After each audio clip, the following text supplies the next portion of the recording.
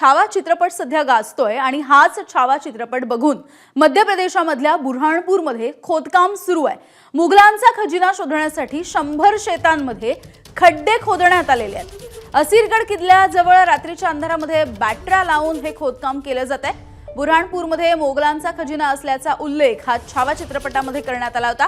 सोनं चांदीच्या नाण्यांच्या शोधामध्ये लोकांनी या खोदकामाला सुरुवात केली आहे आणि आता याला ऊत आलेला आहे। 3 महिन्यांपूर्वी सोन्याची नाणी या ठिकाणी सापडली अशी अफवा पसरलेली होती।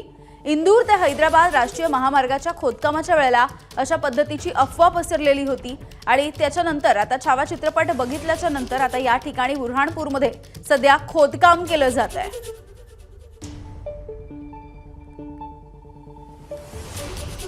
तर मध्य प्रदेशामधल्या बुरहाणपूरमधली ही काही दृश्य आपण बघतोय।